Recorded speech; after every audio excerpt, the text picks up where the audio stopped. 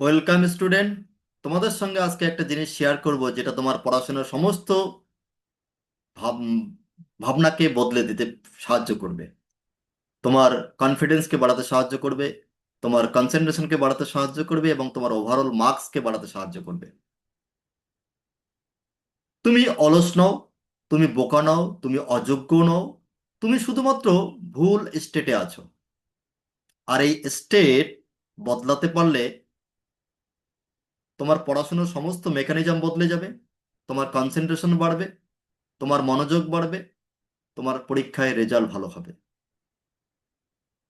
তুমি কখনো কি দেখেছো তুমি কিছুদিন খুব ভালো পড়াশোনা করছো, আবার কিছুদিন বই খুলতে ইচ্ছা করছে না?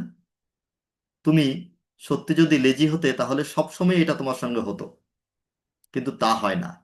মানে সমস্যা তুমি নও, সমস্যা তোমার স্টেট। এবার প্রশ্ন হতে পারে, স্টেট কি? স্টেট হলো তোমার শরীর, তোমার মন, তোমার আবেগ, তোমার ফোকাস, এই সব কিছুরই যোগফলগত একটা অবস্থা, যাকে আমরা বলছি স্টেট। এবং একটা মানুষের মধ্যে মাল্টিপল স্টেট থাকে, ঠিক আছে? এই মাল্টিপল স্টেটের মধ্যে কি কি আছে? ফোকাস স্টেট আছে, ফিয়ার স্টেট আছে, ডিস্ট্রাকশন স্টেট আছে, হ্যাঁ, জয়ফুল স্টেট আছে, স্যাডনেস স্টেট আছে, সমস্ত কিছু আছে। এবার আমাদের প্রবলেম হলো যে আমরা একটা নেগেটিভ স্টেটে থাকি, থেকে পজিটিভ আউটকাম আশা করি, যার জন্য আমরা স্ট্রাগল করি, কিন্তু সেটা হয় না। এবার আমরা সেটাকেই চেঞ্জ করব, সেটাকেই দেখব, ঠিক আছে? আমাকে একজন ছাত্র জিজ্ঞাসা করেছিল, একজন না, অনেক ছাত্র জিজ্ঞাসা করেছিল, স্যার আমি 5 মিনিট পড়ার পরেই আর পড়তে পারি না, উঠে যাই। আমি তাকে জিজ্ঞাসা করেছিলাম, তুমি কি যখন গেম খেলো তখন কি এরকম হয়? না স্যার, তখন তো আমি অনেকক্ষণ খেলতে খেলতে থাকি। তাহলে ব্যাপারটা কি? তাহলে ব্যাপারটা সামথিং ডিফারেন্ট। এটা নিয়েই আমাদের আজকে আহ, আলোচনা করব যে এটা কিভাবে করা যায়, ঠিক আছে? এবার শোনো তাহলে, আমরা বিভিন্ন সময় আমি একটু আগে বললাম যে আমাদের মধ্যে মাল্টিপল স্টেট আছে। ফিয়ারফুল স্টেট আছে, ডাউটফুল স্টেট আছে, স্যাডনেস স্টেট আছে, জয়ফুল স্টেট আছে, ফোকাস স্টেট আছে, ডিস্ট্রাকশন স্টেট আছে, ঠিক আছে? এবার ধরে নিলাম যে আমি একজন স্টুডেন্ট, আমি এখন ফিয়ারফুল স্টেটে আছি, বা ডাউটফুল স্টেটে আছি, বা ডিস্ট্রাকটিভ ডিস্ট্রাকশন স্টেটে আছি। তাহলে আমি কিভাবে আমার এই স্টেটকে চেঞ্জ করব? হ্যাঁ, তুমি ঠিকই বলেছো যে তোমার স্টেটকে তুমি উইদিন 60 সেকেন্ড বা 1 মিনিটের মধ্যে তুমি তোমার স্টেটকে চেঞ্জ করতে পারো, ঠিক আছে? আমি তোমাদের সঙ্গে স্টেট চেঞ্জ করার সবচেয়ে ইজিয়েস্ট যে মেথড সেটা তোমাদের সঙ্গে শেয়ার করব। সেটা হলো, তোমাকে ফার্স্ট যেটা করতে হবে, তোমাকে মেরুদণ্ড সোজা করে বসতে হবে, বা মেরুদণ্ড সোজা করে তোমাকে দাঁড়াতে হবে। এবার মেরুদণ্ড সোজা করলে কি হবে? মেরুদণ্ড সোজা করলে আমাদের ফুল ব্রিদিং হবে। যখন আমরা মেরুদণ্ড ঝুঁকে থাকি, বা আমরা যখন ঝুঁকে হাঁটি, তখন কি হয়, আমরা শ্যালো ব্রিদিং করি। অর্থাৎ শ্যালো ব্রিদিং করার সময় আমরা ফুল অক্সিজেনকে ইনটেক করি না, ইনহেল করি না। ফলে কি হয়, এই অক্সিজেনের অভাবে আমাদের সিম্প্যাথেটিক নার্ভাস সিস্টেম অ্যাক্টিভ হয়। এই সিম্প্যাথেটিক নার্ভাস সিস্টেম যখন অ্যাক্টিভ হয় তখন আমরা ফিয়ারফুল স্টেটে চলে যাই। তখন আমাদের মধ্যে নেগেটিভ থিঙ্কিং চলতে থাকে, ঠিক আছে? তখন আমাদের মধ্যে বিভিন্ন ধরনের নেগেটিভ যে জিনিসগুলো সেগুলো চলতে থাকে। ফলে কি হয়, তখন আমাদের মধ্যে ক্রিয়েটিভ জিনিসপত্র করা বা মনোযোগ দিয়ে পড়াশোনা করা, এই জিনিসগুলো হয় না, ঠিক আছে? তখন আমাদের স্ক্রলিং করতে ভালো লাগে, তখন আমাদের গেম খেলতে ভালো লাগে, তখন আমাদের মোবাইল খোঁচাতে ভালো লাগে। কিন্তু তখন আমরা কোনো প্রোডাক্টিভ কাজ করতে পারি না, কারণ কি? তখন আমাদের সিম্প্যাথেটিক নার্ভাস সিস্টেম অ্যাক্টিভ। এবার যখন আমরা মেরুদণ্ডকে সোজা করব তখন কি হবে? তখন আমরা ফুল ব্রিদিং করব, অর্থাৎ ফুল অক্সিজেনটা আমরা ইনটেক করব। আমরা প্যারাসিম্প্যাথিক নার্ভাস সিস্টেমে চলে যাব, আমাদের প্যারাসিম্প্যাথিক নার্ভাস সিস্টেম অ্যাক্টিভ হয়ে যাবে। 1 নম্বর, তাহলে মেরুদণ্ড সোজা করতে হবে। 2 নম্বর কি করতে হবে? ব্রিদিং করতে হবে, ডিপ ব্রিদিং করতে হবে, ঠিক আছে? বা অ্যাবডোমিনাল ব্রিদিং করতে হবে।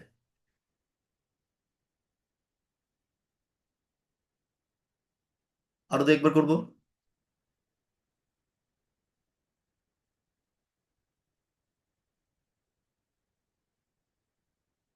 নাক দিয়ে শ্বাস নেবো, পেট ফুলে যাবে, আবার শ্বাস ছাড়বো মুখ দিয়ে।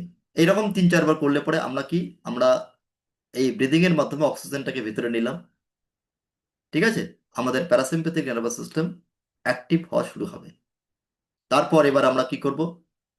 এবার আমরা 3 নম্বর স্টেপে জোরে বলবো, জোরে জোরে নিজেকে কমান্ড দিব, আমি এখন শুরু করছি, আমি এখন শুরু করছি, আমি এখন শুরু করছি।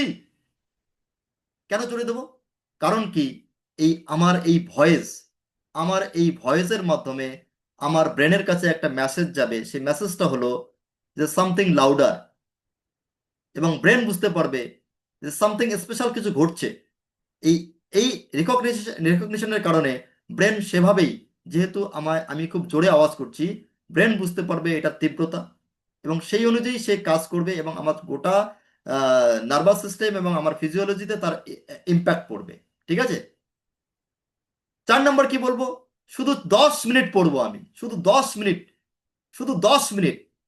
এই যে জোরে যখন আমি আওয়াজ করলাম, আমি এখন শুরু করছি, আমি এখন 10 মিনিট পড়বো মনোযোগ দিয়ে, এই কথাগুলো যখন জোরে বারবার বলছি, তখন আমার এই ভয়েসের মাধ্যমে আমার ব্রেন অ্যাক্টিভ, ব্রেন অ্যাকশন মোডে চলে যাচ্ছে। ঠিক আছে। এতক্ষণ আমার ব্রেন সাইলেন্ট অবস্থায় ছিল, ডরম্যান্ট অবস্থায় ছিল।